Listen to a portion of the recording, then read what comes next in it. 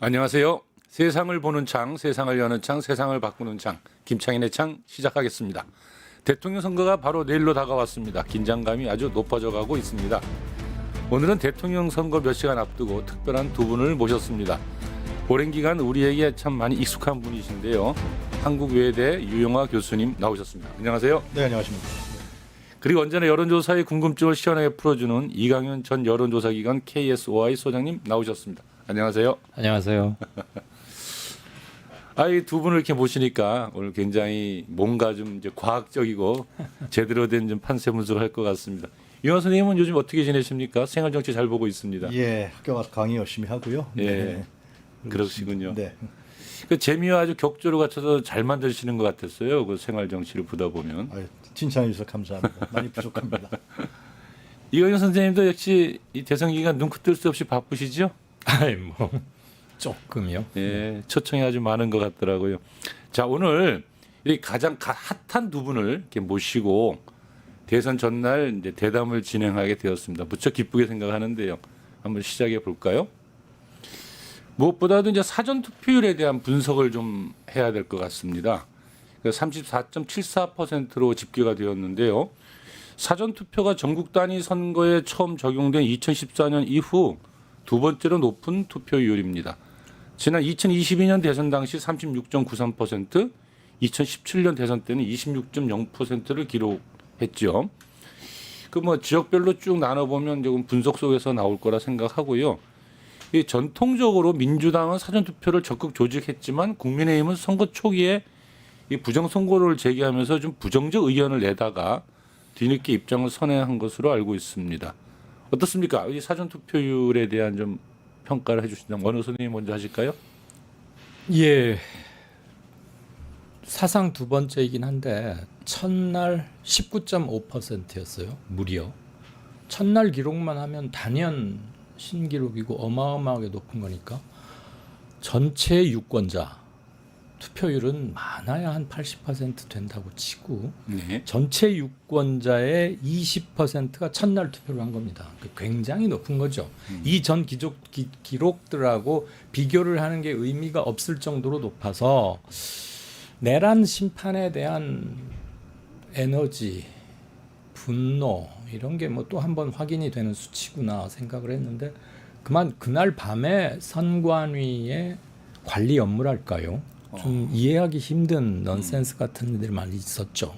사전 투표치를 뭐 미리 나눠줬다거나 뭐 대리 투표를 그것도 선거 참관인 종사자 격인 사람이 했다거나 그래서 그 다음 날은 뚝 떨어졌어요. 그래서 이제 두 것을 합치면 지난번보다 조금 못 미치는데 사전 투표가 이미 완전히 정착이 됐고 저는 사전 투표라는 용어 자체도 이제는 고칠 때도 됐다는 생각을 합니다. 그냥 투표일이 3일인 거죠. 사흘. 그런 생각을 하고 한 가지 넌센스나 좀 웃지 못할 일은 진행자 조금 전에 말씀하셨습니다만 보수 정당권에서는 사전 투표가 마치 선거 부정의 원흉인 양 또는 거기에 뭐 커다란 흑막이 있는 양 그래서 늘 비판해 왔고 최근까지도 그랬고 석방돼서 지금 잠시 나와 있는 윤석열 씨는 얼마 전에 뭐 부정선거 관련 영화도 보러 가서 떡하니 앉아 있고 그랬잖아요. 예. 그런데 갑자기 김문수 후보가 태도 돌변해가지고 사전 투표에 적극 참여해달라 나도 하겠다 그러니까 투표 선거 부정 또는 사전 투표에 대한 명확한 입장 재천명이나 정립도 없이 예. 갑자기 네. 사전 투표합시다 이렇게 모양을 바꾸는 건 참 보기 민망할 정도로 안타까웠고 우스웠고 조금 이따 또 어떨지 모르겠습니다만은 선관위의 행정 업무 집행 능력, 네. 관리 능력 이런 것들은 또 한 번 드러났다. 예. 기본적으로 문제 의식이 없는 것 아닌가 싶고. 물론 상시 근무 인력은 많지는 않을 거니까 선거 때마다 임시 채용 때문에 어쩐든 다 구실에 불과합니다. 제대로 교육하고 했으면 이런 일 없었어야 하는 것이고요. 무엇보다도 신뢰가 생명 아니겠습니까? 몇 년 전에 뭐 소쿠리 투표 그 질타 받았던 게 아직도 기억에 생생한데 이번에도 또 그런 유사한 일이 터졌다는 선관위가 아직도 정신 못 차렸다. 100번 네. 반성하고 개혁해야 할 물인 것 같습니다. 예. 어디 이영아 교수님은 어떻습니까? 글쎄, 뭐 선관위가 중요한 오류를 범했던 건 사실이지만 예, 그것이 사전 투표율에 결정적인 영향을 미친다고는 전 보지 않습니다. 예, 제2국민 투표율도 사상 최대였고 그리고 이것이 한독수 대행할 때 아마 투표일을 사전 투표 날을 정한 것 같은데 지난 대선보다도 주말이 안 깨버렸어요. 평일날 한 거죠. 평일날. 평일날 했는데도 불구하고 이거 지난 대선에 거의 육박하는 그러한 투표율을 보였다는 것은 한마디로 말씀드려서 간절했던 거죠. 하루라도 빨리 가서 투표하고 싶다. 예. 나의 투표권, 네. 나의 투표권, 국민으로서의 존재 자체로서의 주체로서의 투표권을 행사하겠다. 예. 그런 간절함이 특히 이제 특히 직장가에 있는 사전 투표 그 관내 투표 거기는 줄을 서왔고요. 예. 뭐 200m, 300m까지 섰다는 거 아닙니까? 그거는 무엇을 의미하느냐? 그만큼 이번 선거가 심판 선거고 응징 선거고 그것을 간절하게 바라고 있었다 국민들이. 그런 점들이 주요하게 작용하지 않았을까 생각합니다. 그래서 물론 지난 대선보다는 좀 못 미치지만 상당히 높은 투표율이고 그리고 이것은 아마 내일 이루어지는 본투표율에도 상당한 영향을 미치지 않을까 그런 생각이 듭니다. 네.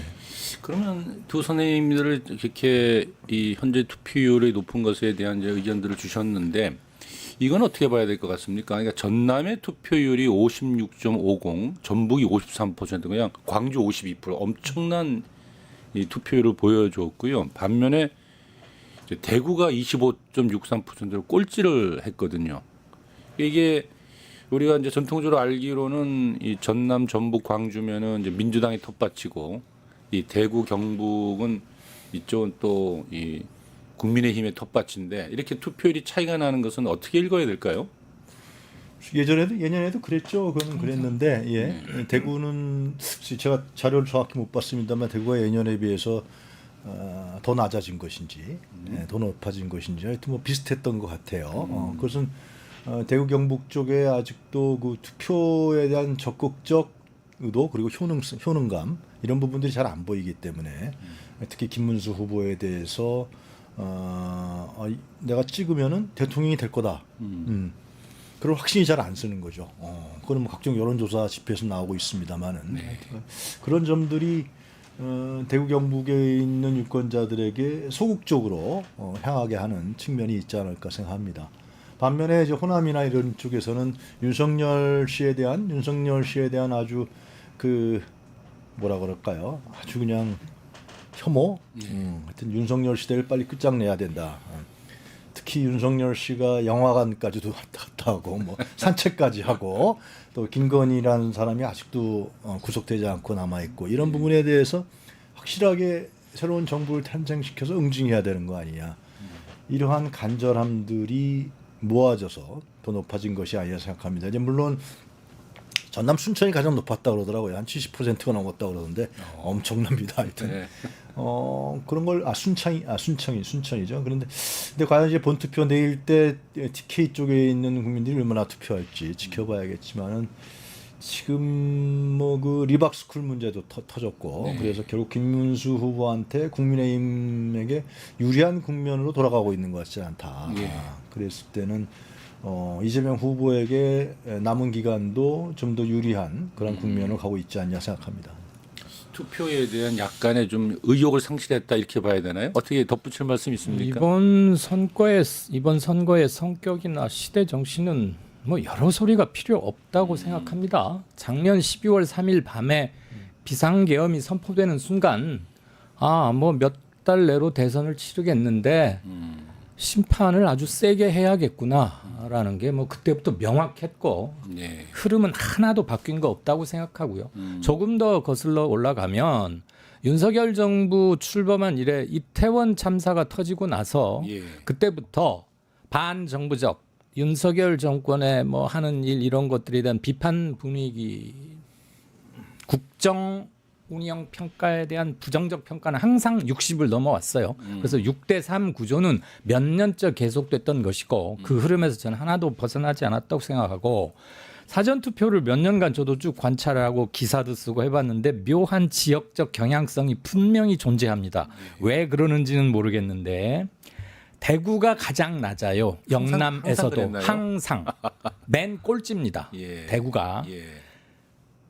영남 그러니까 TK, PK, 부울경을 다 합쳐서 대구가 항상 맨 낮아요. 늘 그랬군요. 30분. 이건 뭐 한 번 비롯된 게 아니고 왜 그런지는 정확히는 모르겠는데 보수 정당에서 사전 투표에 대한 의혹을 제기하고 뭐 있다 이런 거와도 약간 관련은 있는 것 같고 예. 더군다나 이번 선거는 보수권의 지리멸렬과 패배가 너무나 명확히 보이는 것이기 때문에 그분들이 투표 동인이나 투표 욕구가 현저히 낮으리라는 것은 어렵지 않게 짐작할 수 있고요. 그래서 한마디로 별 투표할 맛을 못 느끼는 거죠. 그러니까 안 그래도 사전 투표가 낮았던 대구에서 아주 낮은 것은 뭐 어떻게 보면 당연하고 한편으로 그럼 전라도 남북도는 왜 높느냐? 이곳은 매번의 전국 단위 큰 선거마다 그 시대 정신에 입각한 그 선거를 우리가 주도한다, 적극적으로 참여한다 이런 의식이 굉장히 높은 것 같습니다. 여기는 반대로 항상 높아왔어요. 50% 육박하다가 이번엔 급기야 50%를 넘겼고 수도권에서 또 한 군데 특이한 데가 경기도입니다. 서울, 경기, 인천 중에 경기도가 사전 투표율이 제일 낮아요. 왜 그런지는 명확히 모르겠는데 예. 지금은 서울이 한 1,000만이면 경기도 인구는 한 1,300만이 넘었죠. 완전히 역전됐어요. 그러니까 투표 참여 인구, 즉 유권자 수가 굉장히 많다 하더라도 퍼센테이지가 서울이나 인천에 비해서 왜 그래? 라는 소리가 나올 만큼 낮습니다. 왜 그런지는 아직 명확히 규명된 바는 없습니다. 본투표에 가면 조금 만회는 합니다. 그리고 이번 대선 사전투표가 이틀인데 이틀 다 평일이었거든요. 그럼 둘 다 평일인데 첫날은 왜 그렇게 높았다가 둘째 날은 왜 그렇게 낮아졌을까요? 똑같은 평일인데. 지난 3년 전 윤석열과 이재명이 붙었던 때는 맞습니다. 사전투표 이틀이었는데 첫날은 금요일이었고 둘째 날 토요일이었거든요. 네. 토요일 날 근무 부담이 조금 없으니까 약간 더 늘어났던 건 사실인데 이번에도 그럼 평일이면은 평일 날 첫날 그렇게 높은 것을 설명이 좀 힘들 수 있죠. 어렵다. 아무튼 간에 굉장히 예. 높다는 것과 선관위에 정신 차려야 하는 것은 명확하다고 봅니다. 중요한 점 한 가지만 더 예. 말씀드리면 이 부정선거 음모론이 대단하지 않았습니까? 예. 그리고 상당수 국민들도 이 선투표하면 안 되겠다, 본투표해야겠다. 그런데도 불구하고 그 부정선거 음모론을 완전 히 무시해 버렸죠. 그러니까 사전투표가 이렇게 높다라는 것은 전혀 안 먹혔다. 안 먹힌 거죠. 예. 국민들이 예를 들면 황교안 씨라든가 윤석열 측이라든가 일부 극단주의 세력들이 그렇게 설파했던 부정선거, 사전투표를 하면 부정선거 안 된다. 이러한 부분들을 국민들 스스로가 다 아는 거죠. 예. 이거 아니다. 이거는 나의 투표권의 행사고 어떻게 보면 국민 투표에 대한 이런 말이 어떨지 모르겠습니다만 서비스적 차원이 강한 거예요. 편한 날 하세요. 자기네 하지 마시고 편한 날. 그런 부분들은 사실상 국민의 투표권들을 존중하고 더욱더 넓히려는 국가의 노력이거든요. 그런 부분들에 대한 적극적이고 긍정적인 면들을 부정선거 음모론이라고 해서 흉계 같은 거죠. 이런 부분들을 국민이 스스로가 딱 정리했다. 그렇게 볼 수 있습니다. 예, 잘 알겠습니다. 사전투표에 대한 분석은 이 정도로 하겠고요. 그럼 이제 깜깜이로 들어서기 전에 이제 발표된 두 여론조사들이 여러 개가 있었어요. 근데 차이는 조금씩 있지만 대체적으로 이재명 후보가 이 과반 득표를 예상하게 만들었는데요. 한번 이제 오늘 두 분이 전문가님들을 모시고 후보마다의 득표 예상률 요거 이제 내일이니까요. 그리고 이제 왜 이 정도로 나는 예상한다 하는 그 이유는 뭔지 한번 듣고 싶습니다. 어느 선생님부터 하실까요? 전문가시죠. 괜히 이런 거 먼저 했다가 틀리면 박제돼가지고 이거 큰 선거 때마다 늘 하잖아요. 예. 신문에도 표로 나고 그러는데 저는 뭐 이재명 후보가 과반 5자를 앞에 쓰리라는 것은 뭐 큰 의심은 하지 않고 김문수 후보가 앞에 4자를 그릴 수 있을까? 40%를 넘길 수 있을까? 조금 회의적이고요. 저게 이제 나오는데 보니까 저게 바로 그 깜깜이 들어오기 전에 YTN에서 했던 거죠. 예, 50%. 저 그냥 말씀드리죠. 뭐 네. 어차피 뭐 피해가는 것도 아니고 스무고개도 아닌데 저는 이재명 후보는 한 52에서 53 정도. 52에서 53. 예. 김문수 후보는 뭐 한 37에서 많으면 39. 40이 안 될 것이다. 그럴 것 같아요. 예. 또 모르죠. 이준석 후보는 마지막 3차 TV 토론 때 그 충격적인 뭐라고 표현해야 됩니까? 참극입니까? 뭡니까? 아무튼 그걸로 꽤 이탈표가 많을 것 같고 저는 한 6.5% 정도? 어디서는 10% 넘겼다 이런 조사도 있곤 했는데 제가 여론조사를 꽤 오랫동안 해온 사람이긴 하지만 그 믿지 마십시오 이런 말씀 드리는 건 아니고요. 예. 그 영향은 좀 있지 않겠나 워낙 컸다. 예. 권영국 후보는 한 1.5에서 1.8? 어. 2%가 좀 안 되지 않을까 그런 생각도 좀 듣긴 예. 들어요. 진보 진영에서는 3% 넘겨야 예. 다음 선거에도 TV 토론 나올 수 있고 하는데 알겠습니다. 모르겠습니다. 이현아 교수님은 어떻습니까? 권영국 후보는 아무래도 이제 이 내란 심판 선거이기 때문에 예. 국민들이 전략적 투표를 할 가능성이 이제 큽니다. 물론 권영국 후보가 TV 토론 때 발군의 실력을 발휘한 건 인정하겠지만 예. 그런 생각이 들어서 글쎄 1%가 나올까 뭐 그런 예. 의구심이 들고요.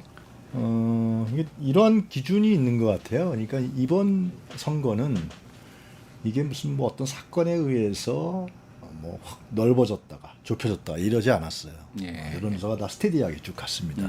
그거는 결국은 지난 총선 그리고 대통령 선거도 이 갤럽 조사하고 여론조사 꽃의 조사에서 나오는데 이쪽은 전화 면접 조사들 아닙니까 실제로. 그리고 이제 진보 보수 중도에 대한 표집률도 비슷하고. 그러니까 봤을 때 그 과거에 DJ 노무현 문재인의 선호도가 이 갤럽 조사라고 알고 있는데요. 지난 1월인가요? 55%로 나오고요.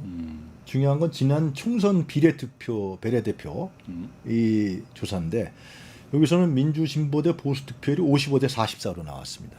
예. 그리고 그런 부분들을 큰 줄기라고 보여지고 그 다음에 이 12월 3일날 이후에 계엄 쿠데타 이후에 벌어졌던 각종 여론조사를 보면 뭐 여론조사 기간보다 이제 차이가 많죠. 뭐 ARS 조사 또 뭐 그리고 뭐 뭡니까 전화 면접 조사 또 좀 악의적으로 왜곡한 여론조사도 몇 개 있었고 실제로 제가 이름을 안 올려도 알겠습니다만 그런 걸 봤을 때는 대부분 다 스테디하다.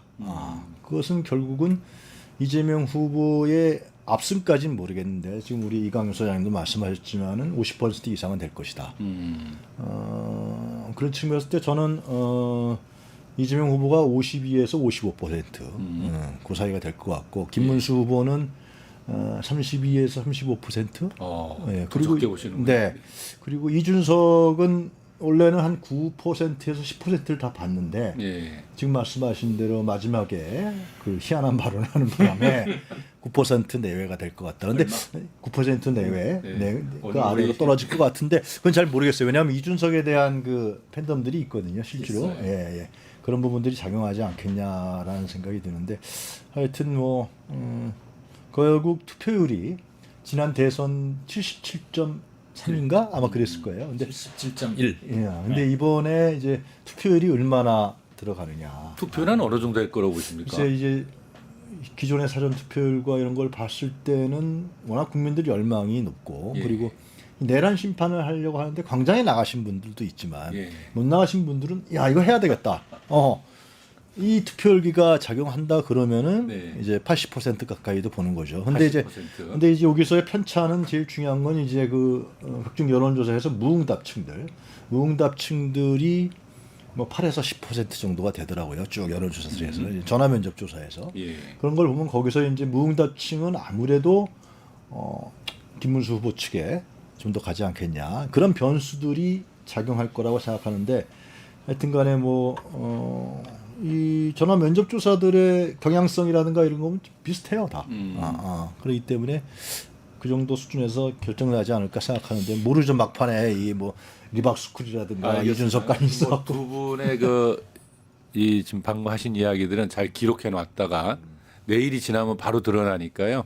다시 한번 그때 한번 만나서 맞췄는가 알아보기로 하고요. 다만 추가로 제가 한번 여쭤보고 싶다면 선생님은 그 유시민 파동이나 이런 것들이 이재명 그 후보의 득표에는 크게 영향을 미치지 않을 거다 이렇게 보시는 거죠? 크게가 어느 만큼을 말씀하시는지는 잘은 모르겠는데요. 저도 그렇게밖에 표현할 수가 없네. 큰 결정적 영향을 미치지는 않을 것 같고요. 어떤 그 사건 사고 하나 하나들이 대세에 지장을 주지 못한다는 우선 시기적으로 깜깜이 기간 들어온 뒤에 네. 이준석 3차 토론에서의 뭐 정말 입에 옮기기조차 뭐한 네. 그 충격적인 발언이 있고 그 다음날 이제 또 알려진 거잖아요. 유시민 발언은 네. 이준석께 너무 컸다. 컸고 예. 유시민 발언도 물론 비판받을 소지 다분합니다. 본인도 비교적 빨리 그 다음 날인가 뭐 해명성 사과성 해명 그런 걸 했어요. 할 때는 그냥 아싸리 깨끗하게 심플하게 하는 게 저는 사과를 할 거면 그런 점 훨씬 좋다고 생각은 합니다만 평소에 유 작가 말하는 스타일이나 등등으로 보면 저는 그건 사과로 받아들일 수 있는 표현의 언급은 있었고 그거 가지고 또 논란이 벌어졌는데 이제 이준석 파동은 논란이 벌어질 필요조차 없이 너무나 메가톤급으로 컸어요. 네. 충격이. 투표는 특히 막판에 오면 감정선이 참 중요하거든요. 네. 국민 감정선에 불을 확 질러버린 게 이준석의 발언입니다.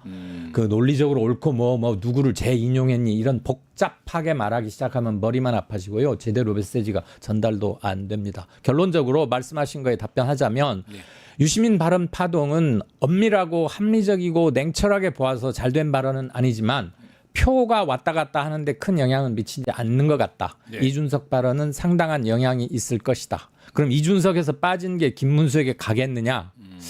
저는 그 부분에 그렇게 흔쾌히 동의는 잘 안 됩니다. 예. 그러면 말이죠. 지금 저희가 이 투표를 앞두고서 샤이보스라는 얘기들을 많이 해요.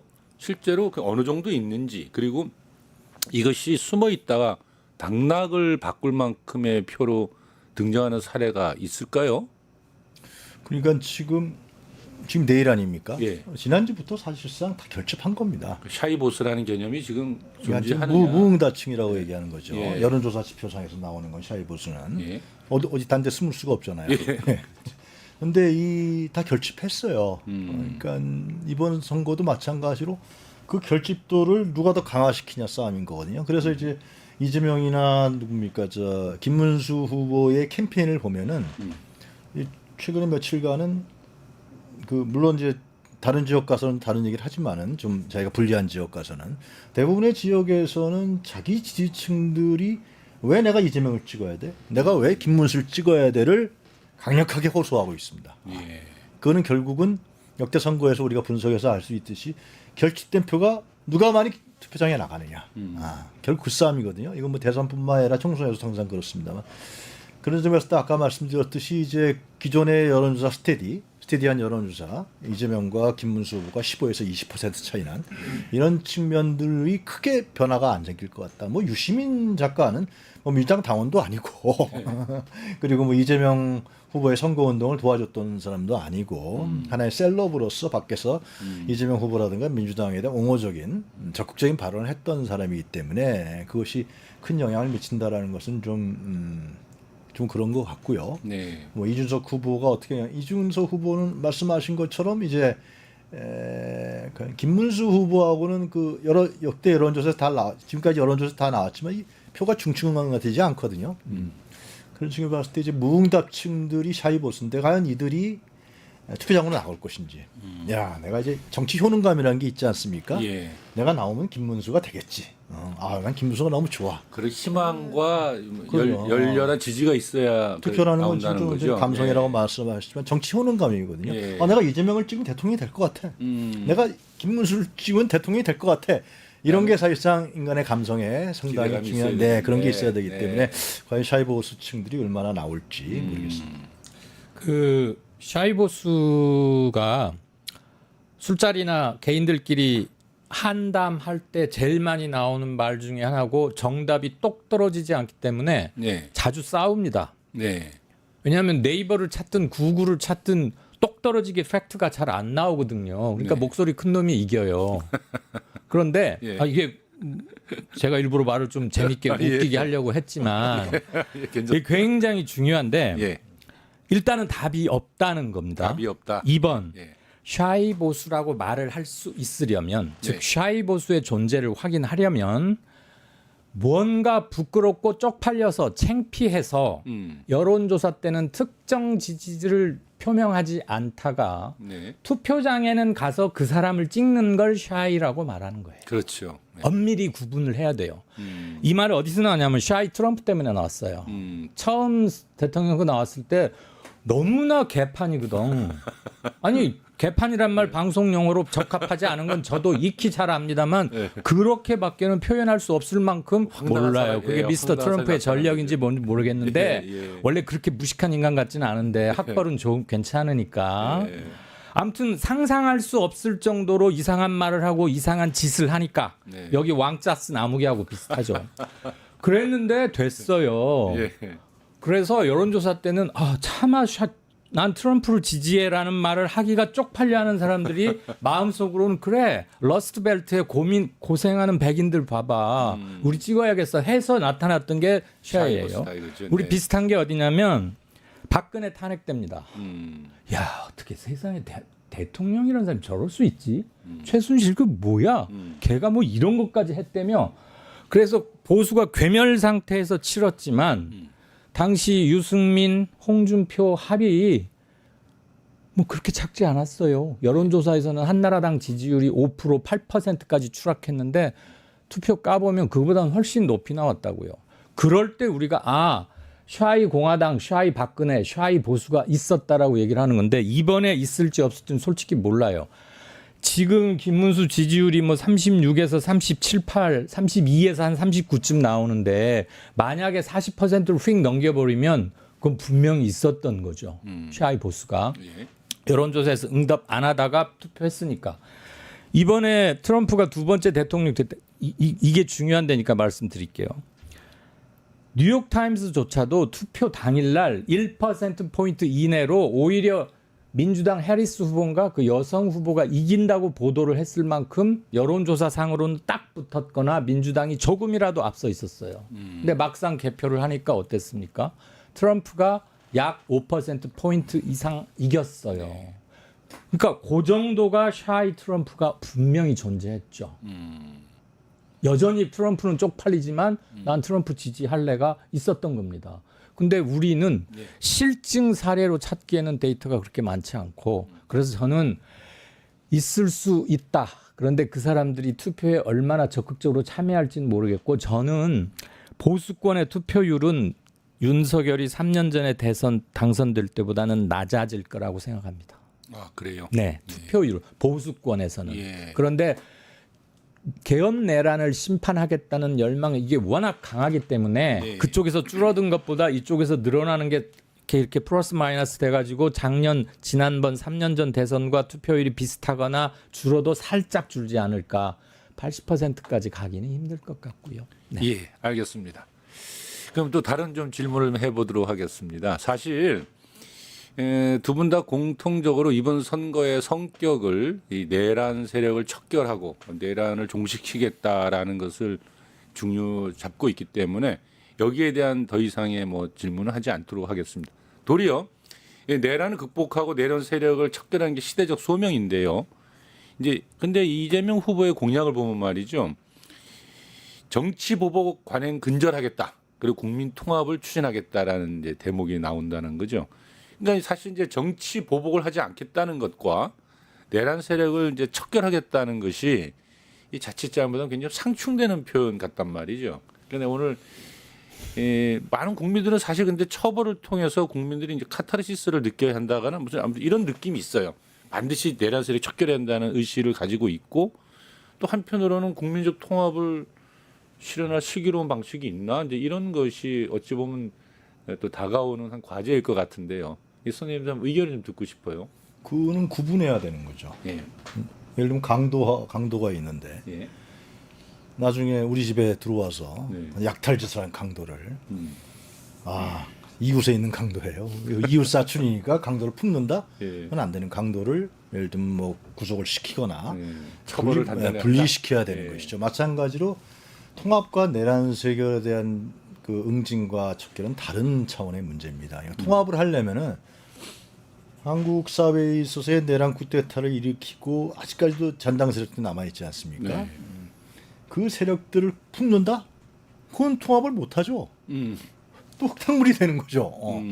그건 통합이 아니다. 그건 통합이 아니죠. 예. 그러니까 내란 세력이 뭐 그렇다고 해서 10% 20% 되는 게 아니잖아요. 예. 소수점 이해하겠죠. 네. 지금 뭐 다 드러나지 않았습니다만 우리 사회에 그동안에 기득권적 세력을 했던 이런 뭐 군벌이라든가 검찰이라든가 윤석열 정권에 부역했던 사람들인데 그런 사람들은 분리해야 되는 거죠. 그래야지만 그래야 통합이 되는 거지. 최소화시키고. 아니, 원래 그렇게 많지 않아요. 네. 그 실제 중요 종사 임무자를 보면은 네. 아직은 다 정리가 안 됐습니다만 그렇게 한 다음에 거기에 어떤 뭐라 그래 포로가 됐던 사람들이 있어요. 예. 잘못해서 그래서 그 포로가 됐던 사람들을 같이 함께 국민 통합으로 만들어내야 된다. 뭐 그렇게 이해하시는 거 제가 보기엔 정확하다고 생각이 들고 새로운 정부가 태어났을 경우 이재명 후보도 얘기했지만 자기 정치보복 안 한다. 네. 자기 개인적인 윤석열이가 얼마나 정치보복을 했습니까? 탈탈 털고 예, 그랬지. 정적이라 그래서 예. 그런 건 안 하겠다는 거고 DJ도 과거에 집권했을 때 박정희에 대한 정치보복을 안 했잖아요. 자기를 죽이려고 했던 사람들에서 이제 그런 측면도 일단 중요한데 국민 통합이라는 측면에서 봤을 땐 저는 국민들이 이런 기대도 있을 것 같아요. 예를 들면은 이재명 후보를 뽑겠다는 사람은 내란 세계에 대한 응징도 있지만 좀 잘 살게 했다. 너무 엉망이다. 경제가 너무 엉망이고 진짜 살기 힘들다. 이건 뭐 중소영세 사업자라든가 일반 시민들뿐만이 아니라 많은 국민들이 지금 이 경제적 고통에 쌓여 있거든요. 외교안보 국방은 엉망이죠. 윤석열 정권에 해놓은 게 다 국민들은 알고 있단 말이죠. 이걸 좀 바꿔내라. 이런 사람이 필요하다. 그런 사람에 대한 공약을 봤을 것이고 그 기대감이 저는 희망과 기대감이 또 투표 행위로 이어질 가능성도 있다라는 생각이 예. 듭니다. 네. 어떻게 덧붙일 말씀이? 예. 네. 병소, 환부, 병든 조직은 완벽하고 깔끔하게 도려내야 건강한 인체 조직으로 전이가 안 되는 거죠. 네. 그래서 내란 세력을 응징하고 처벌하고 도려내는 것은 국민 통합과 전혀 상충되지 않는다고 보고요. 네. 뿐만이겠습니까?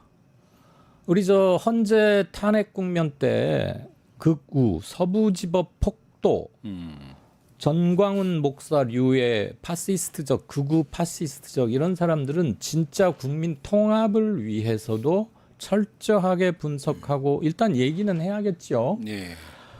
기본적으로는 그런 극단적 파시즘에 물든 그리고 부정선거 망상에 사로잡혀서 떠들고 다니면서 뭐 하는 이런 것들이 통합을 저해하는 거니까 저는 그런 것들은 철저히 진단 청소해야 된다고 생각합니다.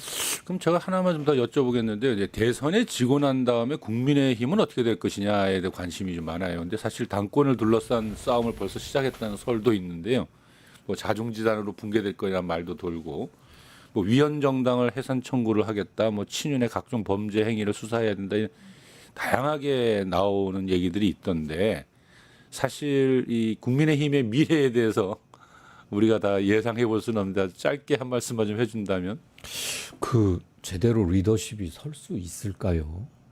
워낙 계엄 내란이라는 게 컸는데 네. 그거에 대해서 명확한 입장 정리를 못한 채 지금 여기까지 와 있는 거 아닙니까? 아직도 옹호 뭐 이런 사람도 좀 있고 네. 말로는 립 서비스로는 사과를 하는데 하는 행동을 보면 그렇지 않은 것 같고 그다음에 보나마나 뭐 내일 투표 앞두고 이런 말씀을 방송에서 드리는 게 조금 뭐 할 수 있지만 저는 참패에 가까운 결과는 거의 예견돼 있다고 보는데 매우 지리멸렬해 있지 않습니까? 그렇죠. 그러니까 뉴 리더십을 위한 태동이나 질서 모색 같은 게 당분간 가능하지 않을 것 같고 원래 잿더미에서 새로운 싹이 날 때까지는 꽤 긴 시간이 필요하지 않겠습니까?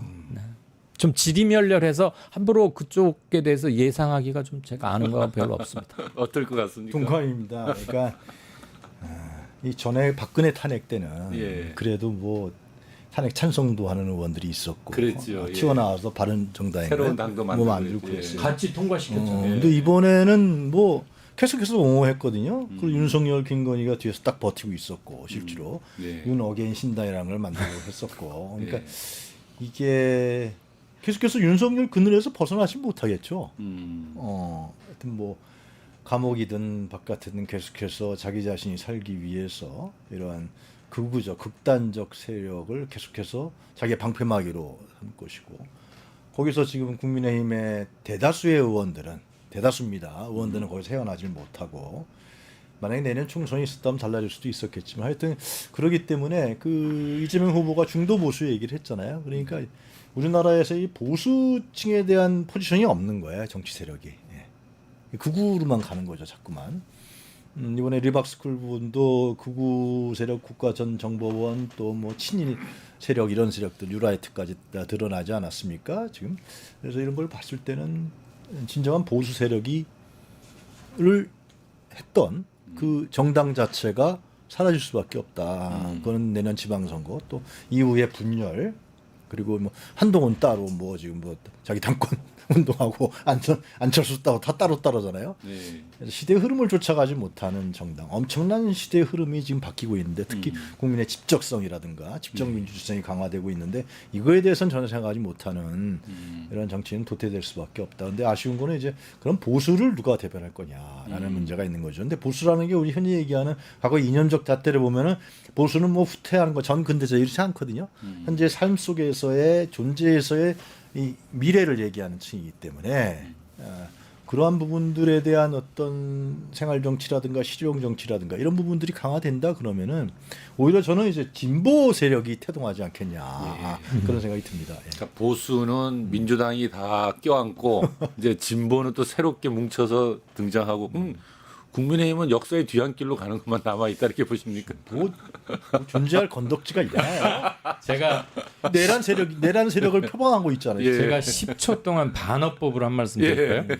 저는 이번 대선을 앞두고 가장 은근히 걱정했던 게 뭐냐면 국힘이 저희는 후보를 내지 않겠습니다. 후보 낼 자격이 없습니다. 그러면서 그러길 바랍니다. 대표단을 조성해서 전국을 돌면서 석고 대죄하고 예. 때려주십시오. 맞겠습니다. 이러고 돌아다닐 줄 알았어요. 그러니까요. 진짜 그렇게 하면 어떡하지? 뒤에 윤석열이 있어서 예. 그러니까 제가 좋습니다. 반어법이었습니다. 예, 네. 알겠습니다.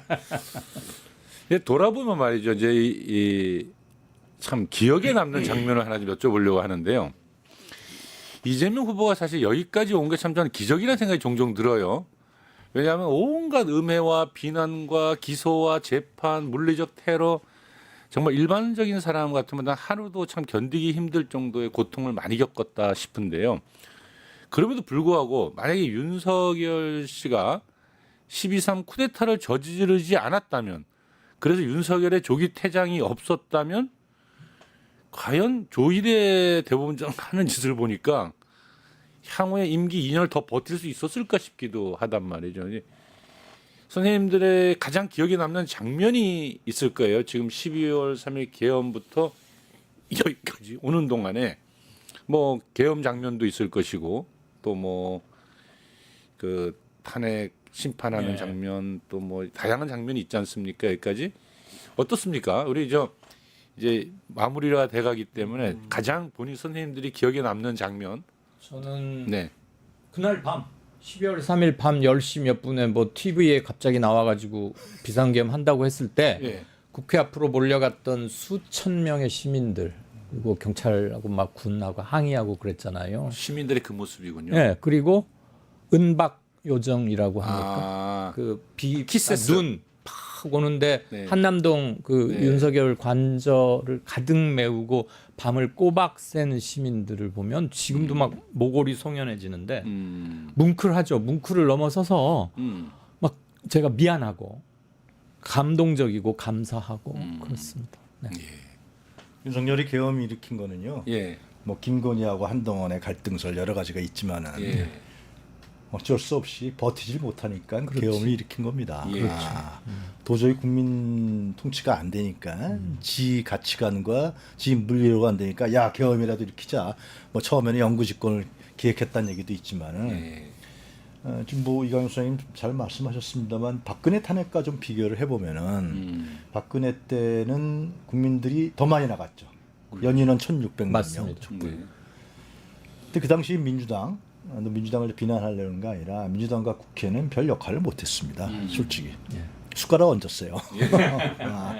문재인 정부한테 좀 미안합니다만. 예, 맞아요. 근데 그랬어요. 숟가락 얹은 거거든요. 그 이선 당시. 후퇴 뭐 그래서 그런 그러면서 얘기가 이제 나왔잖아요. 그때 이제 촛불 항쟁 속에서 국민들의 어떤 지적 민주주의, 대의제 민주주의 한계 대의제 민주주의가 이제는 버틸 힘이 없다. 그런 측면들이 강조됐는데 이번에는 저는 특기할 만한 일은 왜 국민들이 국회를 그럼 신뢰했느냐 나중에 가서 그건 이재명 대표가 딱 터졌을 때 유튜브 방송을 했잖아요. 네. 국민 도와달라고. 국회로 모여와 달라고. 국회의원 예. 모여라. 그리고 유튜브 방송을 통해서 예. 국민들 빨리 국회로 와달라고. 그랬죠. 국민들이 몰려 나갔습니다. 몰려 나왔죠. 그리고 예.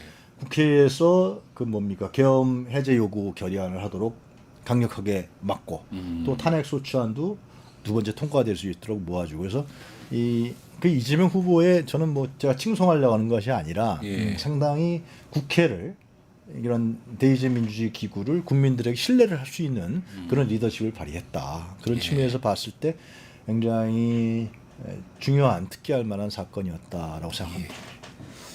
정말로 이렇게 민주주의를 지켜내고 오늘 이렇게 투표 바로 전날까지 뛰어오게 하는 데는 많은 국민들의 민주주의를 지켜내기 위한 투쟁 그리고 그 단결된 마음 그리고 오늘날 이 대선을 치르고 있는 그 절절한 심정들이 모여 있다 이런 말씀이신 것 같습니다. 이제 마무리를 해야 될 것 같은데요. 이제 투표 임할 때 어떤 마음이 필요한지 아직 사전 투표하지 않은 분들이 더 많이 계시니까요. 네. 마무리 멘트를 해야 되는데 우리 저 대선처럼 한 1분씩 드리겠습니다. 마무리 멘트 한 번만 부탁드리겠습니다. 뭐 어떤 마음으로? 예. 저는 예.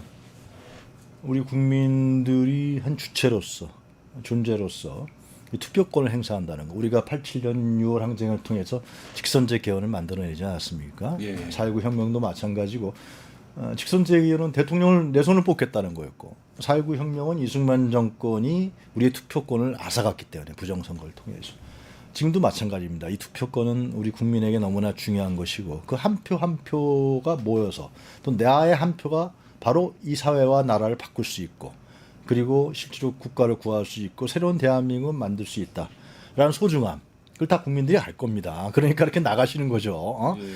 그래서 그 소중함을 꼭 행사하셔서 예. 진짜 새로운 사회 그동안 3년 동안 얼마나 힘들었습니까? 한마디로 말씀드리면 징글징글했습니다. 정말 징글징글한 3년이었거든요. 이걸 끝장내서 새로운 기대와 희망을 갈 수 있는 한 표를 반드시 행사하시길 바란다.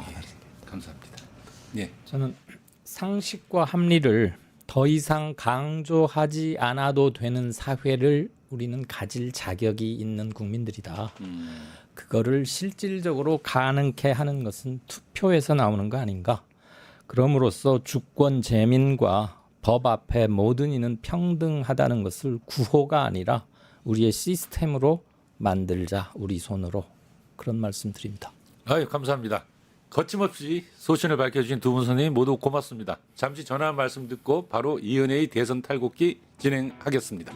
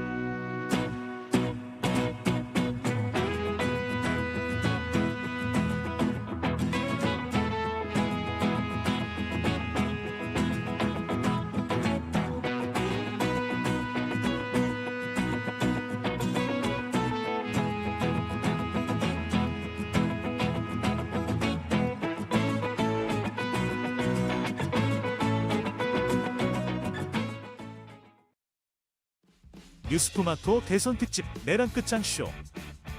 뉴스토마토에서 6.3 대통령 선거의 개표 공개 방송에 구독자 여러분을 초대합니다. 내란 속의 윤석열의 파면으로 헌정 사상 최초의 6월 장미 대선이 펼쳐지는 가운데 과연 21대 대통령은 누가 될 것인가? 역사적인 순간에 뉴스토마토의 알찬 뉴스 콘텐츠와 풍성한 즐길거리를 모두 모아 준비했습니다. 6월 3일 오후 6시 이 토마토 빌딩 지하 1층 토마토홀에서 펼쳐지는 역사적인 순간. 뉴스토마토 대선 특집 내란 끝장쇼. 여러분의 많은 관심과 참여 바랍니다.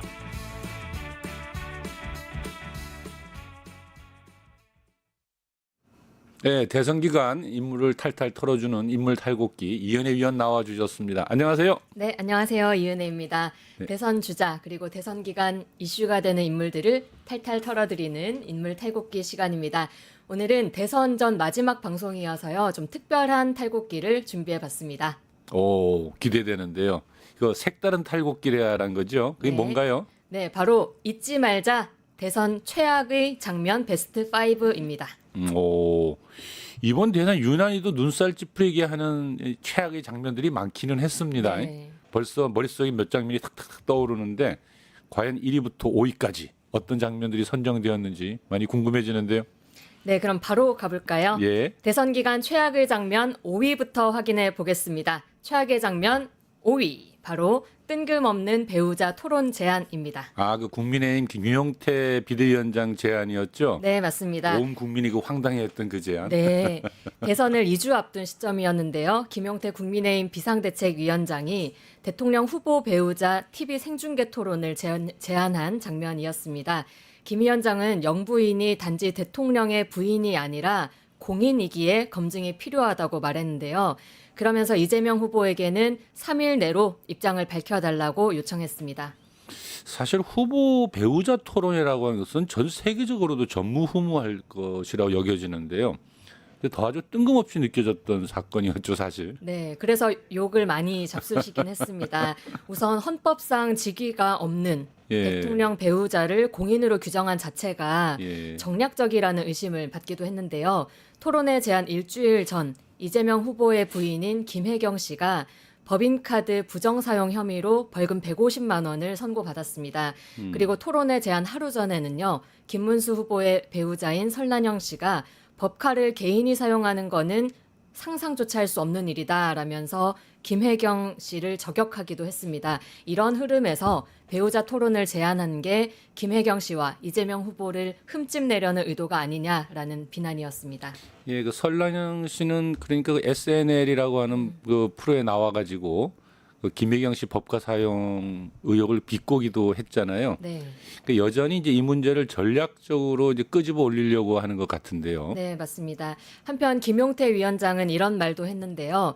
지난 시기 대통령 배우자 문제는 국민께 희망보다 실망을 드렸고 통합보다 분열을 안겨드렸다. 이제는 달라져야 한다.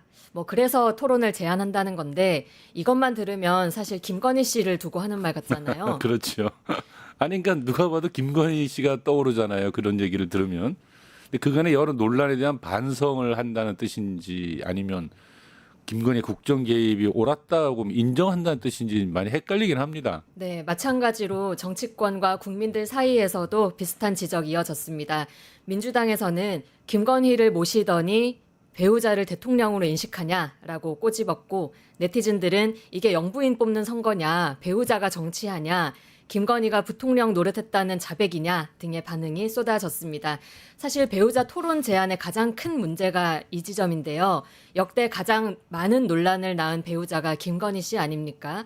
뭐 주가 조작, 명품백 수수, 공천 개입, 양평 고속도로, 논문 표절까지 정말 다 헤아리기 힘들 정도로 많은 의혹을 안고 있는데 그간 국민의힘 이런 문제들에 대해서 입도 뻥끗한 적 없잖아요. 그렇죠. 심지어 이제 김건희 특검법이 나오면 반대하고 발목 잡고 뭐 방치하고 그러지 않았습니까? 네. 네. 그랬던 국힘이 예. 이제 와서 배우자 검증을 하겠다고 하니 국민들 눈에 어떻게 보였겠습니까? 그렇게 배우자 검증에 진심이라면 토론을 제안하기 전에 김건희의 수사와 처벌을 먼저 요구해야 되는 거 아니냐라는 목소리 나올 수밖에 없는 장면입니다. 오죽하면 중앙일보 사설도 국민의힘의 황당 제안에 김건희 논란만 불거졌을 뿐이다. 얄팍한 카드 대신 보수 혁신의 큰 그림을 제시해야 한다고 조언했습니다. 결국 이재명 후보가 신성한 주권장을 이벤트화해선 안 된다라고 거절하면서 토론회 흐지부지 되었습니다. 참 부끄러운 흑역사. 다음 4위는 또 뭡니까? 네, 잊지 말자 최악의 장면 4위는요. 예. 그만 좀 언급하자 김이 단일화입니다. 아하, 그 김이 단이라면 이제 김문수와 이준석의 후보 단이라 말하는 거죠. 네. 그만 좀 언급하자. 정말 공감됩니다. 본선 초기부터 둘의 단일화가 아주 시종일관 국민들 앞에 나타났죠. 네, 사실 이 문제는 언론의 보도 행태를 지적해야 되는데요. 네. 끊임없이 관련 기사가 쏟아지니까 자연스럽게 두 사람 간의 단일화가 대선의 가장 중요한 이슈인 것처럼 여겨졌다는 말입니다. 민주언론 시민연합은 공식 선거운동이 시작된 5월 12일부터 27일까지 단일화 관련 기사를 모니터링했습니다. 그 결과 20개 언론이 16일간 내보낸 단일화 뉴스만 총 2,655건이라고 밝혔습니다. 하루에 165건 이상 보도된 거죠. 그러니까 그걸 재생산해내는 인터넷 언론은 이제 빠져 있는 것이니까 실제로는 훨씬 더 많은 거죠. 그렇죠. 단일화 관련 기사는 대선 후반으로 접어들면서 더 심각해졌는데요. 가령 이재명 주춤, 보수 후보 상승, 보수 단일화 최대 변수라는 제목의 기사가 대표적입니다. 이 기사는 김문수, 이준석의 지지율을 합산하면 이재명 후보를 오차 범위 내에서 앞선다면서 마치 단일화하면 전세가 뒤집힐 수 있다는 식으로 보도했습니다. 심지어 해당 기사의 유튜브 썸네일을 보시면요. 김문수 더하기 이준석이 이재명보다 크다라고 표현하기도 했습니다. 근데 원래 이게 선거에서 지지율이라고 하는 것이 1+1은 2 이거는 사실 성립되지는 않죠. 그럼요. 서로의 지지율을 100% 흡수할 수는 없는 일이니까요. 그렇죠. 그런데도 언론이 계속해서 단일화 착시 현상을 조장한 겁니다. 특히 두 후보 간의 단일화 논의 과정을 마치 경마식으로 보도했잖아요. 뭐 김문수가 제안했다. 다음 날 이준석이 싫다고 했다. 김문석이 이준석을 만나러 갔다. 뭐 만나지 못했다. 또 밝혔다. 또 제안했다. 등등등 거의 하루도 빠짐없이 둘의 동향이 보도되었습니다. 그러니까 이 언론이 이준석의 몸값을 올려주는 게 아닌가 싶기도 합니다. 네. 그리고요, 물론 이 선거 때마다 단일화가 어떤 극적인 결과를 내면서 효과를 본 적이 많기 때문에 그 자체로 전혀 중요하지 않다고 할 수는 없습니다. 다만 지적해야 될 점은 이 단일화 이슈가 정책 이슈, 대선의 정책과 관련한 것을 블랙홀처럼 다 흡수해버렸다는 점입니다. 각 후보의 정책, 특히 두 후보가 보수 후보잖아요. 이 보수 후보의 정책 차이를 비교하고 국민들이 검증할 수 있게 해야 되는데 단일화 기추만 계속 주목하다가 대선 시간이 다 끝나버린 거죠. 이번 선거가 이 비생산적인 정쟁과 네거티브가 난무하는 역대 최악의 선거가 된 데에는 이 단일화 프레임이 미친 영향도 있지 않을까 짚어봐야 될 것 같습니다. 그렇네요. 사전 투표가 끝나고 난 오늘까지도 계속 단일화 이야기가 나왔으니까요. 네. 그러니까 이게 도대체 많은 국민들, 특히나 유권자들로서는 피로감을 엄청 느낄 수밖에 없어요. 네. 그리고 또 하나만 덧붙이자면 이 과정에서 당권 거래 문제가 있었거든요. 그렇죠. 개혁신당 예. 선대위 공보단장이 친윤계 측에서 전화가 왔는데 당권을 줄 테니까 단일화하자. 그냥 당으로 들어와서 당을 먹어라. 라는 식으로 제안을 했다는 겁니다. 이게 사실이라면 공직선거법 위반이거든요. 그렇죠. 그래서 민주당은 후보자 매수에 해당할 수 있다면서 고발장 낸 상황입니다. 이 문제도 꼭 제대로 파헤쳐야겠습니다. 예, 잘 알겠습니다. 다음 3위는 또 어떤 장면입니까? 네, 3위는요. 네. 두구두구두구두구두구. 효과음을 두구두구두구? 안 넣어주는 것 제가 같아서. 넣어드릴게요. 두구두구두구두구두구. 네, 3위는 극우 단체의 댓글 조작 의혹입니다. 아, 그 뉴스타파 보도 말입니까? 네네. 자손군. 그러니까 댓글로 나라를 구하는 자유 손가락 군대 맞죠? 네, 이름을 또 어떻게 그렇게나 붙이는지. 자손군. 과거에 시발단 기억하시죠? 예, 십자군 알바단. 네, 그걸 연상케 하는데 예. 시발단 역시 국민의힘의 전신인 새누리당이 조직한 댓글팀이었고 만천하에 드러난 바 있습니다. 아주 많은 사람들을 경악하게 했었죠.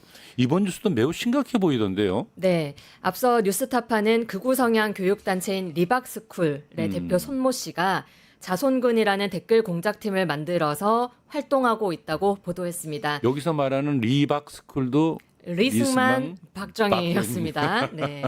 손 씨의 지시에 따라서 김문수 후보를 추켜 세우거나 예. 이재명, 이준석 등을 비방하는 댓글을 조직적으로 작성하고 관리한 사실이 드러났습니다. 이게 매우 충격적인 사실입니다. 왜냐하면 말 그대로 댓글 조작한다라는 건 여론을 조작하는 거거든요. 그렇죠. 예. 그래서 이재명 후보는 선거 예. 결과를 뒤집으려는 반란 행위이자 그렇죠. 대한민국 민주공화국 기본 질서를 훼손하는 헌정 질서 파괴 행위, 내란이라고까지 비판했습니다. 그러면서 엄정 수사를 촉구했고요. 반란 행위자 내란이다. 굉장히 강하게 비판했군요. 네. 이 리박스쿨이 근데 늘봄 학교와도 연관이 있다면서요. 네, 리박스쿨 측의 교육을 수료하면 예. 늘봄 학교 강사 자격증을 수여했다고 합니다. 그렇게 침투한 학교에서는 극우 역사관 교육 프로그램을 공급한 사실까지 확인됐습니다. 그래서 이게 단순한 댓글 공작이다, 선거 개입이다 수준이 아니라 민주주의와 교육의 본질을 위협한 행위로까지 지적받고 있습니다.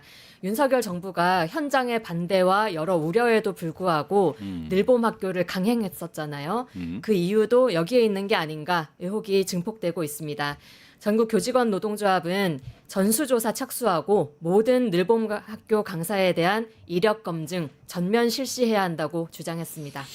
네, 과연 학교 현장에서 어떤 일이 있었을지 참 걱정인데 이게 제대로 한번 밝혀봐야 되겠네요, 정말로. 네. 그리고 가장 중요한 건 김문수 후보와의 관계입니다. 리박스쿨 인사들이 국민의힘 의원들이 참여한 행사에 학부모 단체랍시고 참석한 사실도 밝혀졌거든요.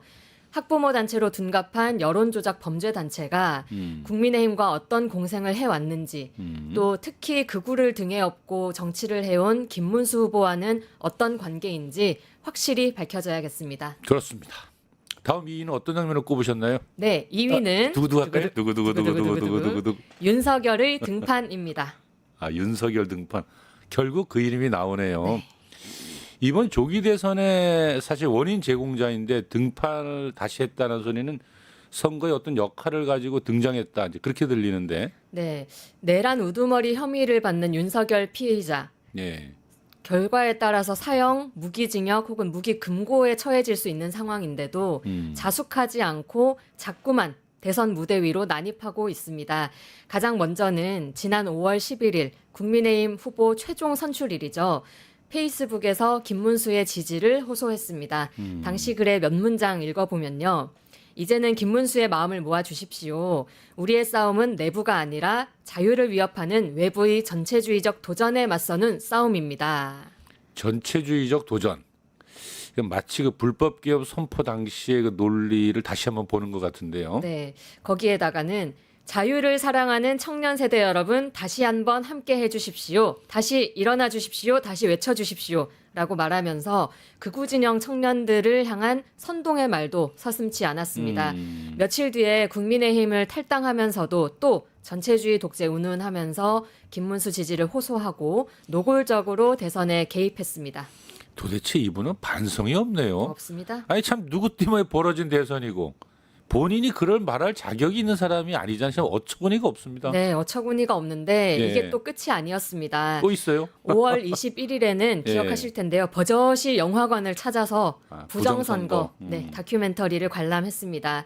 부정선거 자체가 계엄의 큰 빌미이자 명분이었고 김문수 후보 역시 부정선거 음모론자라는 점에서 단순한 영화 관람이라고 볼 수는 없는 문제였죠.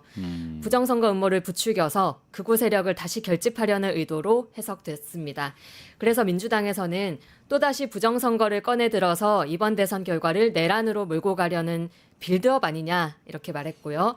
이재명 후보도 처벌을 해도 시원찮을 판이라고 그러게요. 하면서 부정선거인데 왜 본인이 당선되셨습니까? 라고 반문하기도 했습니다. 근데 이 사람이 왜 감옥에 안 가 있고 지금 이렇게 탈옥해 있죠? 저는 그게 좀 이상해요. 네. 윤석열 그 석방돼서 나올 때 얼마나 많은 국민들이 좌절했습니까? 네. 그 아무 일 없었다는 듯이 개 끌고 산책하고 그것도 두 눈 뜨고 못 보겠는데 아주 이런 헛소리를 자꾸 듣고 있어야 하는지 정말 기가 막힐 노릇입니다. 오죽하면 국민의힘에서도 좀 말려라 자중해라 뭐 이런 볼멘 목소리가 나왔죠. 네. 윤석열이 민주당 선거 운동한다 뭐 이런 그러니까요. 얘기도 나올 정도로 선거 뭐 선대본부장이다 이런 말도 나오던데. 확실히 윤석열 예. 등판이 국힘 입장에서도 득이 될 게 없다고 보는 것 같은데 그런데도 윤석열 포기하지 않고 계속 등장합니다. 엊그제 주말이었죠. 전광훈 목사가 주도하는 광화문 집회에서 윤석열의 호소문이 대독됐습니다. 윤석열은 지금 기회를 놓치면 너무 많은 시간과 희생을 치러야 하고 또 자유민주주의와 정상국가의 회복이 불가능할지 모른다면서 재차 김문수 후보의 지지를 호소했습니다. 그 뭐 윤석열 입장에서 보면 그럴 수도 있을 것 같아요. 김문수가 당선돼야지 극우 세력들이 살아나고 또 그래야 자신도 이제 살 수 있다 뭐 이렇게 보는 것 같기는 한데요.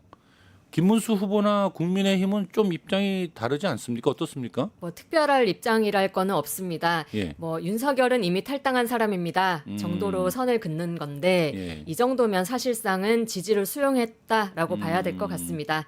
그래서 일각에서는 민주당에서 제작한 건데요. 네. 김문수 찍으면 윤석열 옵니다라는 카드 뉴스가 호응을 얻고 있습니다. 김문수 찍으면 윤석열 온다. 이건 결코 있어서는 안 될 일 아닙니까? 네, 정말 끔찍한 일입니다. 끝으로 1위는 어떤 장면이 차지했습니까? 네, 잊지 말자 대선 최악의 장면 대망의 1위는 자, 여기 다시 하겠습니다. 두구두구두구두구두구두구두구 빰빠바밤 이준석의 TV 토론회 성폭력 발언 인용입니다. 아, 예상했던 그대로네요. 이번 대선뿐 아니라 사실 역대 어느 대선에서 통틀어 봐도 최악의 장면 순위권 내로 꼽힐 수 있지 않을까 이런 생각이 드는데요. 정말 그렇습니다. 사건 다시 한번 되짚어 보면요. 5월 27일에 열린 정치 분야 대선 TV 토론회에서 성폭력적 발언을 인용하면서 권영국 후보에게 이 표현이 여성 혐오에 해당한다고 생각하냐라고 질문을 하면서 시작된 일입니다.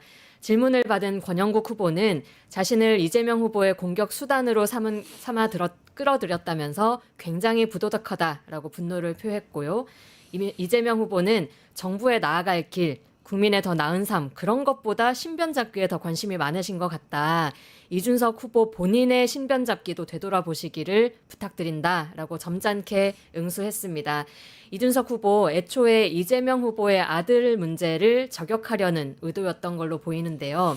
사실 여부를 떠나서 생방송으로 전 국민이 다 지켜보는 그것도 정치 분야 대선 토론회에서 이런 걸 직설적으로 언급했다는 거 굉장히 부적절한 처사였다라고 여론이 들끓었습니다. 이 부적절이라는 표현은 좀 너무 점잖은 표현 같아요. 약하죠. 사실. 예, 약하죠. 거의 언어 폭력이었는데요. 자녀들과 TV를 보던 많은 국민들이 너무나도 놀라고 또 분노하지 않았습니까? 네, 동탄 맘카페 비롯해서 여러 온라인 카페, 커뮤니티, 각종 댓글창은 분노로 들끓었습니다. 이제 사춘기에 접어드는 우리 딸아이가 방송 보고 충격받아서 방으로 들어갔는데 이 분노를 어떻게 해야 될지 손이 다 떨린다. 이런 글을 올리신 분도 계셨고요. 함께 토론을 보던 초등학생 딸이 저건 무슨 뜻이야? 왜 저렇게 말하는 거야? 라고 질문을 하는데 뭐라고 대답해야 될지 몰라서 고민이 됐다라고 올린 분도 계십니다. 그 외에도 이준석을 뽑은 동탄이 죄송하다. 이준석은 젊은 윤석열이다. 아동학대다 등의 비판 여론 거세게 일어났고요. 이준석 후보에 대한 고발도 이어졌습니다.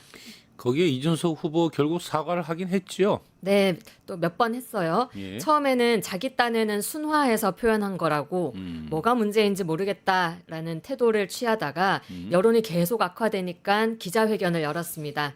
이렇게 말했습니다. 토론 중 부적절한 표현은 제 책임이다. 어떠한 변명도 않겠다. 이번 일을 계기로 다시는 같은 실수를 반복하지 않도록 절제된 자세로 임하겠다라고 밝혔습니다. 그리고는 뒤에서는 자신을 고발한 민주당 그리고 개인들에 대한 무고죄로 맞고발했습니다. 진심으로 반성하고 죄송함을 느끼고 있는지 진정성이 의심되는 부분이죠. 그 다른 무엇보다도 말이죠. 대선 TV 토론 중에서 대선 후보가 한 말이잖아요. 네. 이게 굉장히 충격이 큰 이유가요. 대선에 나오는 후보가 하는 발언은 그 무게가 평소에 하는 사람들보다 엄청나게 전파력이 있고 남녀노소가 다 보고 있거든요. 그렇죠. 그러니까 이게 사실 엄청난 사고를 낸 거죠. 출마를 해서 TV 토론에 나갔다는 것 자체가 어쩌면 대한민국의 대표 리더라고 할 수 있는 그렇죠. 부분인데 예. 그런 사람의 말이니까요. 민주당 이소영 의원도 마찬가지 지적을 했습니다. 이준석 후보가 최초 발언자 소위 뭐 이재명 후보의 아들일 수 있죠. 그 최초 발언자보다 수십만 수백만 배의 큰 스피커를 가지고 있는 대선 후보기 때문에 실제로 그런 발언이 있었다 하더라도 이 후보가 한 인용 발언이 수백만 배 많은 청자에게 가닿았을 것이다라는 지적이었습니다. 그렇죠. 실제로 지금 이준석 후보의 성폭력 묘사가 2차, 3차 피해를 낳고 있는 형국입니다. 국민의힘 소속 이병길 경기도의원은 선거운동 중 지나가는 여중생들한테 야 이재명 후보 아들이 뭐라 그랬는지 알아? 너네? 아이고. 하면서 그 발언을 애들한테 말을 한 거예요. 예. 그래서 아동복지법 위반 혐의로 지금 수사를 받고 있습니다. 미친 거 아닙니까? 그거. 그 여중생들의 부모가 그, 신고를 했다고 해요. 그리고 선거운동을 하던 민주당 김남희 의원에게 누군가가 다가가서 그 이준석 후보의 발언을 몇 차례씩이나 반복. 면전에다 대고 반복해서 말하는 일도 벌어졌습니다. 소위 뭐 대선 후보도 하는 말인데 라는 인식이 통용이 되면서 2차, 3차 가해, 모방 범죄로까지 확대되는 상황입니다. 아유, 정말 심각한 일이네요. 이준석 후보에 대한 징계안이 제출되기도 했다던데 이 선거가 끝나고도 이 문제는 계속 이어질 것 같습니다. 네, 절대로 앞으로 반복되지 않도록 확실하게 정리가 돼야 될 것 같습니다. 예, 오늘 최악의 장면 베스트 5 잘 들었습니다. 네, 시청자 여러분 최악의 장면 잊지 마시고 진짜 대한민국을 만들기 위해서 내일 꼭 투표해 주십시오. 감사합니다. 수고 많으셨습니다. 투표일이 내일입니다. 한 분도 빠짐없이 투표하시길 바랍니다. 그래야 바뀝니다. 함께해 주신 여러분 감사합니다. 대선 탈곡기 재미있게 진행해 주신 이현애 위원님 감사합니다. 세상을 보는 창, 세상을 여는 창, 세상을 바꾸는 창, 김창현의 창이었습니다.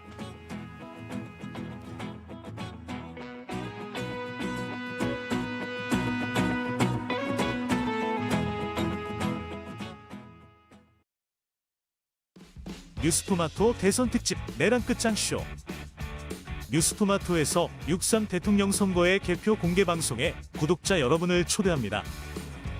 내란 속의 윤석열의 파면으로 헌정 사상 최초의 6월 장미 대선이 펼쳐지는 가운데 과연 21대 대통령은 누가 될 것인가?